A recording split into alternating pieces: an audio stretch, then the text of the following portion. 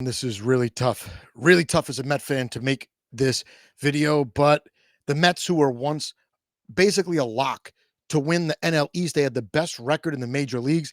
They've been bad since, really before the All-Star break. I think you could pin this falling off a cliff back to that Tampa series where they got swept. It was like June 13th, 14th, 15th. I thought Tampa looked good in that series. I'm like, wow, they're going to be trouble for someone. No, the Mets are trouble. And I was at the game last night. I would call it a beautiful reunion for Jacob DeGrom and the Met fans. I know a lot of Met fans on Twitter are like toddlers and crying over the fact that they didn't play Jacob DeGrom's special music while he was warming up. And having been at the game, I could tell you that they did play the music while he was warming up in the outfield about 25 minutes before first pitch. They did a nice montage on the scoreboard, all the great Jacob DeGrom memories, and they played the music. He warmed up, tipped his cap to the crowd, and that was that. And then it was just a regular game. I mean, both these teams are in a pennant race. There's no way any players care about what music is being played while they're trying to warm up. It's only the baby Met fans who have awful takes on Twitter. They were horrendous during the offseason. Remember, they didn't want Alonso. They were calling Soto selfish and he doesn't want to come to the Mets and all this crap. Oh, we could win without Soto. The Met fans on Twitter are stupid, and I include the media personalities as well. They're so reactive, hyper reactive to everything, and it just doesn't need to be that way. Yes, there are problems with this team. They really don't hit. When you're at a game, and I don't go to many games, you really see how big the field is and have an appreciation for how much ground the fielders have to cover. And it's almost impossible to not get a hit if you put the ball in play 4 or 5 times. But the Mets don't put the ball in play 4 or 5 times. Every player on the team is just trying to hit home runs. And in a 6-0 game, they did hit a home run. It was wonderful. It was a solo shot by Alvarez, who celebrated like it was a walk-off in a playoff game, which tells me he's a clown. Absolute clown. He should not be celebrating that home run the way that he did. Maybe he's just happy that someone on the team got a hit, right? That's possible. But this guy is just, he's not the guy at catcher. I would shop him in the offseason personally.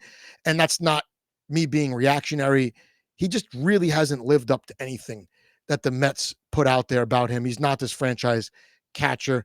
And, if anything, the Mets proved this year you could stay in a pennant race without even having a regular catcher, so long as your backup can play a little defense. So, man, Mets don't hit.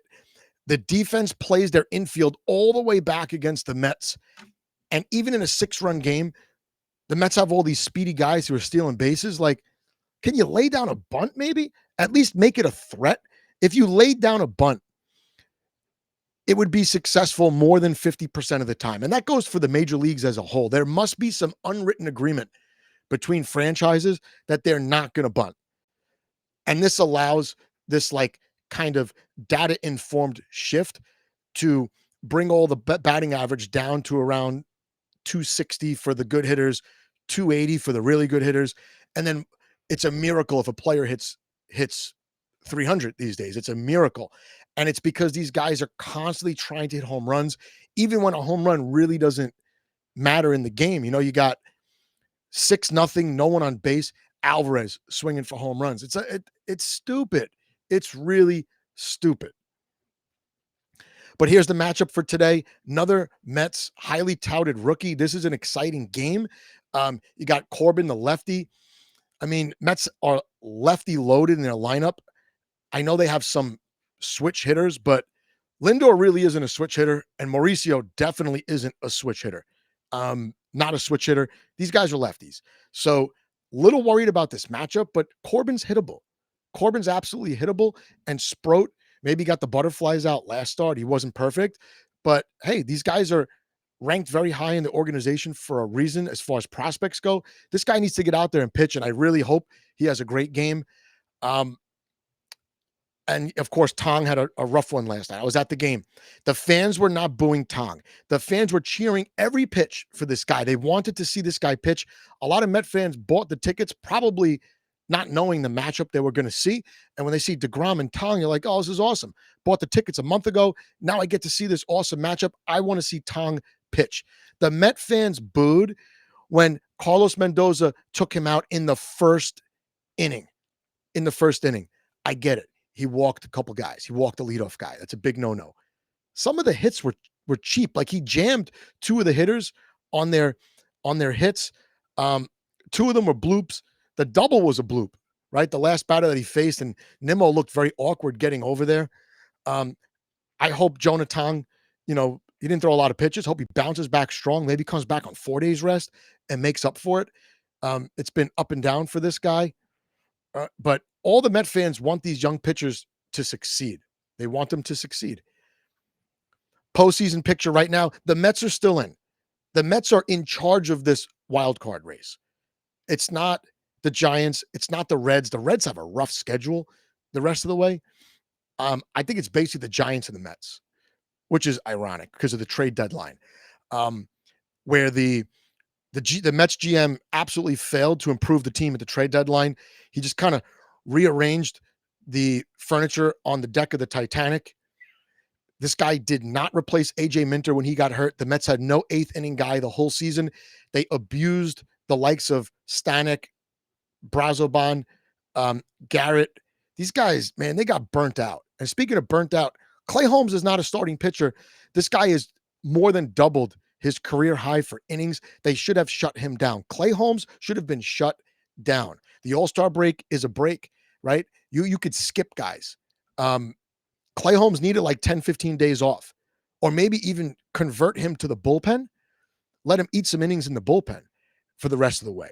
And then you can convert him back into a starter come postseason, because your starters in the postseason don't really need to pitch 7 innings. It's great if they do, but the Dodgers proved last year you don't really need a perfect 4 or 5-man rotation to win the whole thing. So for me, the GM really mismanaged the roster. I'm talking about the 40-man roster, not even the active roster.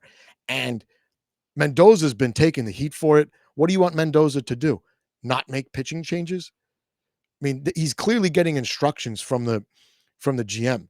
And I'm not only talking about the pitching staff, the bullpen, third base, center field. These have been disasters for the Mets. Catcher, like almost no production out of center field, except when McNeil got kind of forced to play over there. And then you got no one at second base. Acuna is really not a major league player. Mauricio is not a major league player right now. I don't like Alvarez anymore. I think he's a bust. And this guy Torrens, really not a major league catcher, although very good defensively. And if your backup catcher, if all he does is handle the pitching staff well, play good defense, I'm happy with that. But he was forced into daily action. And this is pinned on the GM. Now, the Mets control the wild card race. The Mets control their destiny, and the Giants need the Mets to continue to mess up to make the playoffs. Reds, I'll put the Reds in there too. So Met fans, Mets media, Mets writers, all the Twitter Mets fans, man, you guys are the worst, absolute worst. It's like you just started watching baseball, last September. It has been way worse for the Mets in years past. Imagine if the Mets were chasing right now, how you would feel. Even on a 5-game winning streak, if they were the ones a game out of the wild card, you'd be more nervous than you should be right now. The Mets right now are in control. They're in control.